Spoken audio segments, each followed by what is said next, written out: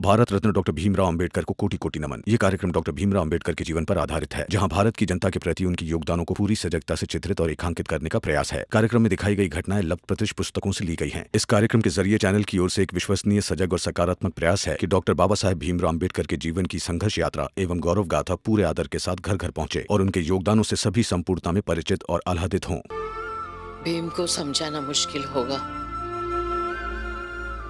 लेकिन वो समझदार है, समझ जाएगा।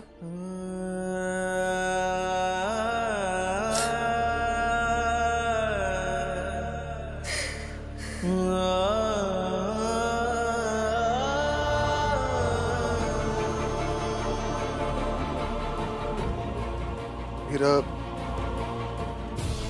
ठीक हो जाएगा, जल्दी सब कुछ ठीक हो जाएगा।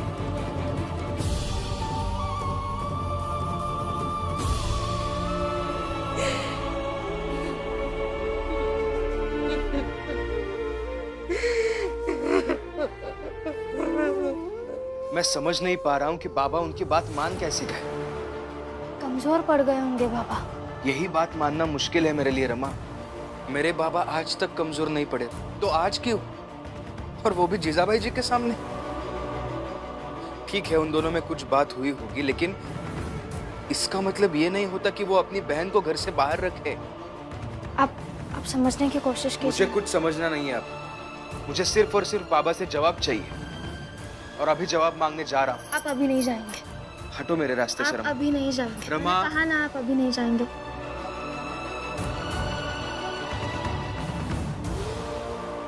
अच्छा ये बताइए, आप क्या लश्कर गुरुजी के साथ जहाँ गए थे वहाँ क्या हुआ? क्या हुआ? एक अखबार के ऑफिस में नौकरी मांगने गया था, नौकरी मिल गई। कल सुबह 4 बजे से जाना है। बता तो ऐसे रहा है आप जैसे आप पुलिस है और मैं अपराधी हूँ। तो कैसे बताऊं? जैसे हर बात बताते हैं, अपने जीत और अपनी हार की कहानी, अपने संघर्ष और अपनी बहस की कहानी, अपने सिद्धांत और उसूलों की बातें जैसे बताते हैं वैसे बताइए।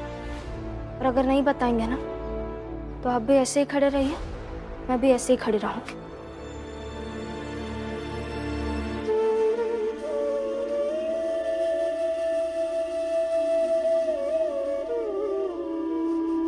कुछ नहीं रमा, मैं जहाँ गिट्टी उठाने का काम कर रहा था वहां अचानक से किलुस्कर गुरुजी आ गए और मेरा हाथ पकड़कर मुझे एक अखबार के ऑफिस में ले गए।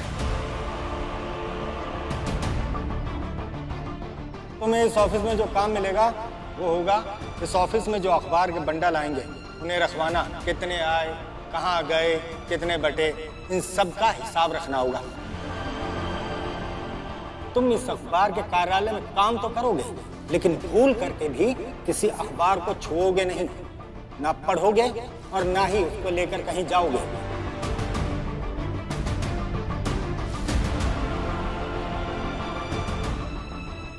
बताओ भीमराव, शर्त मंजूर है या नहीं? मुझे मंजूर है आपकी शर्त। ठीक है, तो एक और शर्त है, ये जितनी देर यहाँ काम करेगा खड़ा होकर काम करेगा और खाना पीना सब बाहर। इस सब के बीच मुझे बस 2 ही चीजें याद रही रमा। एक, गिट्टी उठाने वाले मजदूरों की आंखें जो मुझे गुरुजी के साथ जाते हुए देख रही थी, और दूसरी बात ये कि शर्त बताने वाले मैनेजर ने जो कहा, जो वो मुझे बार बार बता रहा था कि मेरे जीवन में अभी बहुत संघर्ष करना बाकी है।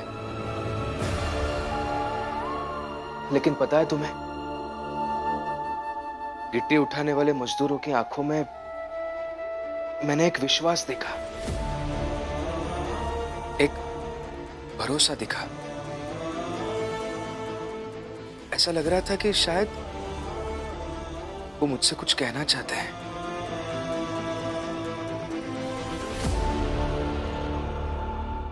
आज जब भीमराव को गुरुजी साथ ले गए तो ऐसा लगा कि हमारी जिंदगी के इस दलदल से कोई एक किसी तरह उठकर सूखी जमीन पर जा पहुंचा।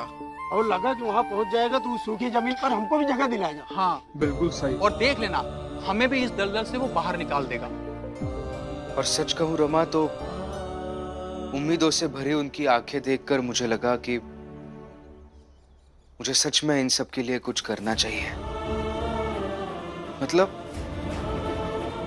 काम वो चाहे जो करे, लेकिन कोई भी काम करने के लिए उन्हें योग्य बनाना होगा।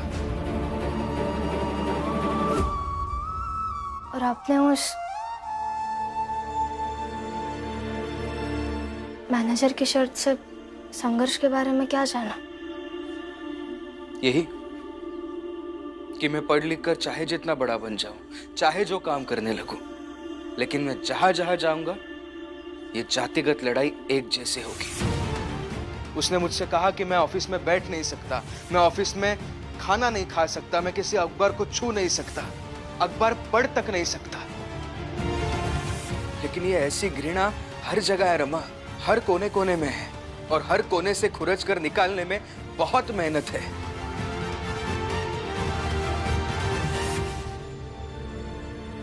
आज पहली बार मुझे डर लग रहा है रमा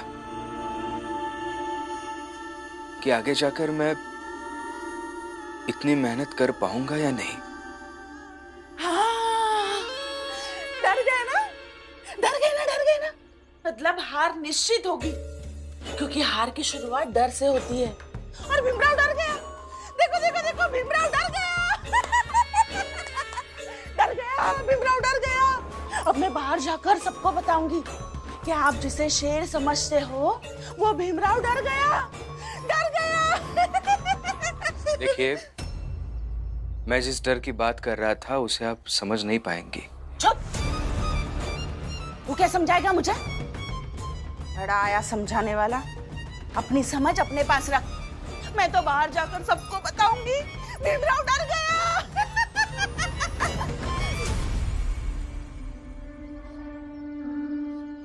इनकी पूरी बात तो सुन लीजिए।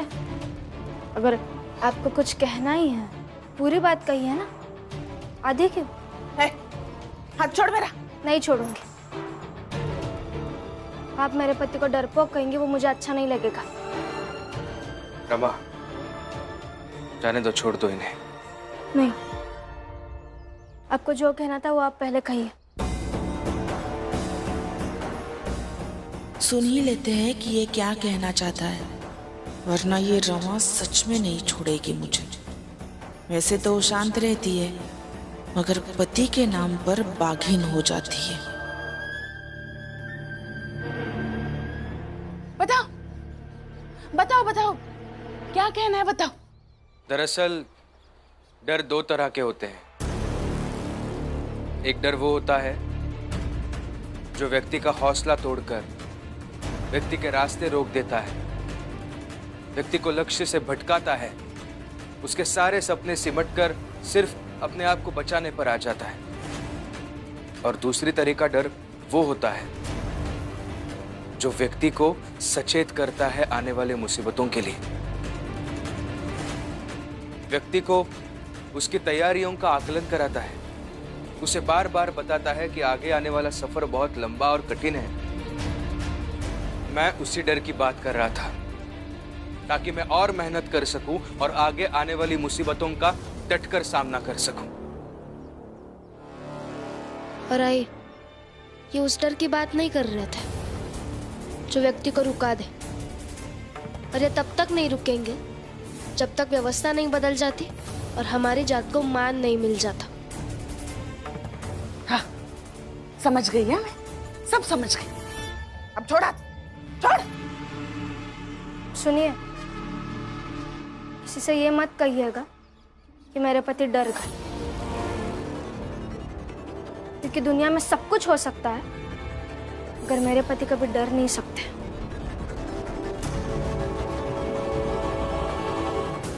और हाँ, रमा ने जो कहा उसका बुरा मत मानिएगा। क्या है ना, जो पत्नी अपने पति से बहुत ज्यादा प्यार करती है वो पति के लिए ऐसी उल्टी सीधी बातें सुन नहीं सकती। ठीक है, तो अब मैं भी जो करूंगी ना उसका बुरा मत मानना। हाँ? हाँ?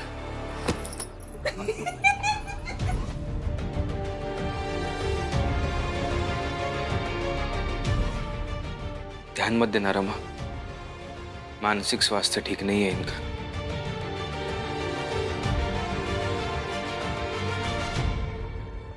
अच्छा सुनिए, आनंद भैया और बाला भैया लक्ष्मी दीदी और करुणा दीदी के साथ अच्छा व्यवहार नहीं कर रहे हैं। क्यों, क्या हुआ? मर्दों का अभिमान, मर्दों में इतना अभिमान क्यों होता है? शायद स्त्रियों में समर्पण की भावना ज्यादा होती है, इसलिए। स्त्री अगर गलत चीजों के लिए समर्पण करना बंद कर दे तो मर्दों का अभिमान भी कम हो जाएगा। तुम चिंता मत करो, मैं बात कर लूंगा बाला भैया, आनंद भैया से। लेकिन उससे पहले बाबा से भी बात करनी है। मैं तब से आपको रोक रही हूँ और आप घूम फिर कर वही आ जाते हैं। देखो रमा, सवाल पूछने से मुझे कभी रोका मत करो, क्योंकि यही सवाल पूछने की मेरी आदत हर संघर्ष में मेरे काम आई है। और आज मैं बाबा से सवाल पूछूंगा, जरूर पूछूंगा।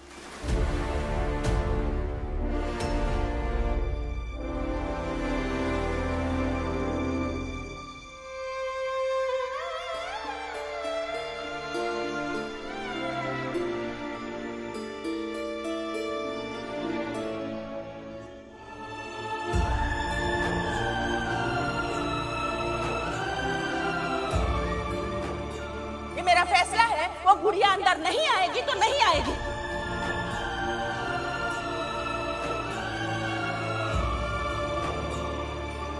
माफ कर दो मीरा, माफ कर दो मुझे।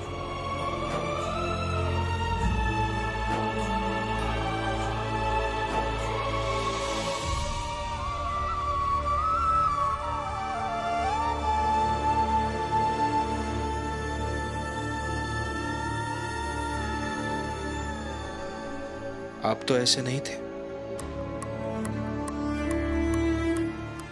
गलती सुधारने का मौका सामने हो,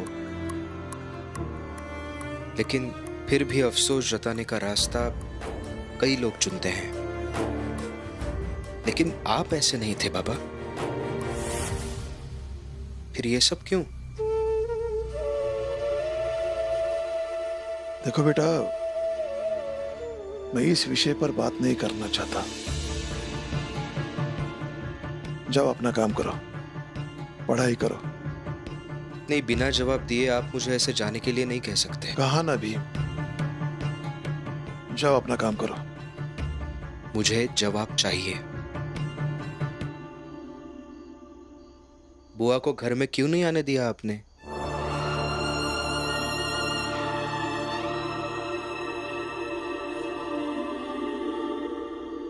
ठीक है, देता हूं जवाब। बैठो।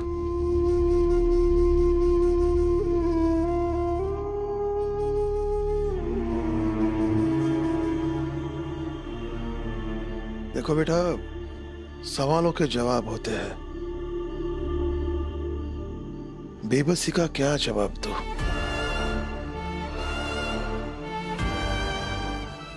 और जब सामने वाला बेबस हो तो उसे सवाल पूछकर शर्मिंदा नहीं करना चाहिए। और तुम अपने बाबा के साथ वही कर रहे हो। कुछ चीजों को खुद ही समझ लेना चाहिए और कुछ सवालों के जवाब पाने की जिद भी छोड़ देनी चाहिए। और वो तब होगा जब सामने वाले पर विश्वास हो। देखो बेटा, तुम्हारा बाबा अभी बहुत बेबस है। उसकी बेबसी को समझो।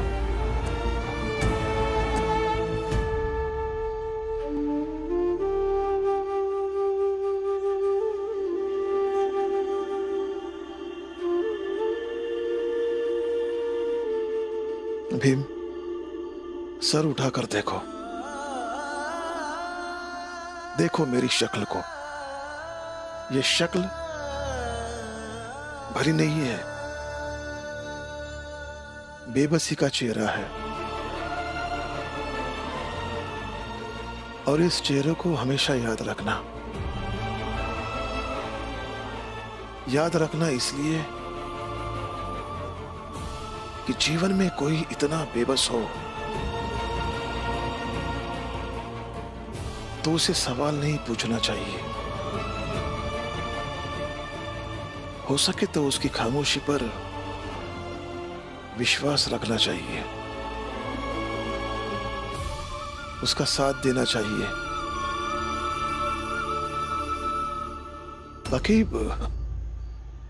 बाकी मैं तुमसे क्या कहूं, तुम खुद ही समझदार हो।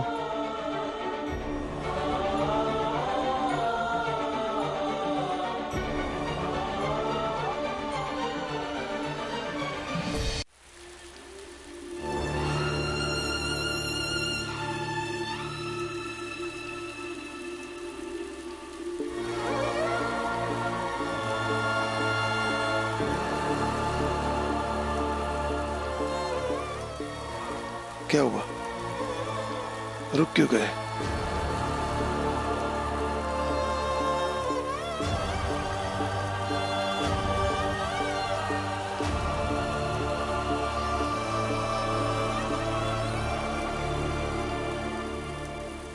धन्यवाद बाबा। सवालों को भी मर्यादा का बंधन होना चाहिए, ये आज आपसे सीखा मैंने और इसे जीवन भर याद रखूंगा। कबीर गर्व ना कीजिए, ऊंचा देखिया बास, काल परों भूई लेटना, ऊपर जम सीखा, ऊपर जम सीखा। बुआ, हम चाहे घर के अंदर रहे या घर के बाहर रहे, मगर रहेंगे तो हमेशा एक दूसरे के लिए। मैं और भैया बहुत नसीब वाले हैं कि हमें करुणा, रमा और तेरे जैसी बहुएं मिली है। जब मैं छोटी थी ना, तब हम इससे भी छोटे घर में रहते थे। हमारी दादी थी, वो हमेशा बाहर ही रहती थी। जैसे तुम दोनों मुझे मिलने आए हो ना, वैसे मैं भी अपनी दादी को मिलने जाया करती थी।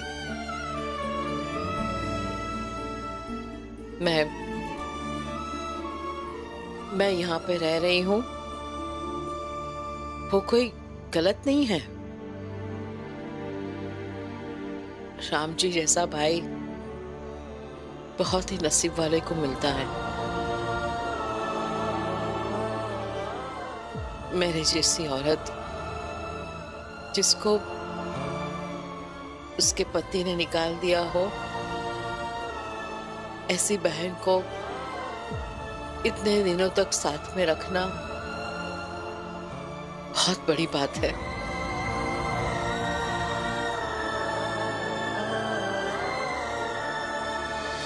मुझे पता है भैया मेरे लिए कभी भी बुरा नहीं सोचेंगे। मुझे भैया पे पूरा विश्वास है, और जहां पर विश्वास होता है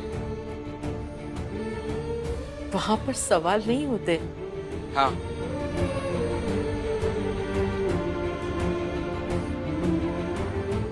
बुआ सही कह रही है।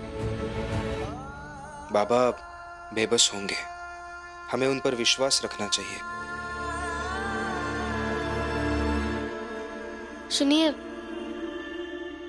खाना बन गया है। हाँ, आनंद भैया बाला भैया को आने देते हैं, फिर साथ में ही बैठेंगे। अभी तक बाला भैया नहीं आए हैं। लेकिन बाला भैया तो आपके साथ गए थे ना, तो फिर वो कहाँ चले गए? हाँ, गए तो साथ में ही थे, पर वो मुझे बीच में ही छोड़कर चले गए। उन्होंने कहा कि जब अपनी पत्नी से ही ना बने तो पैसे कमाने की क्या जरूरत है, और ये कहकर चले गए।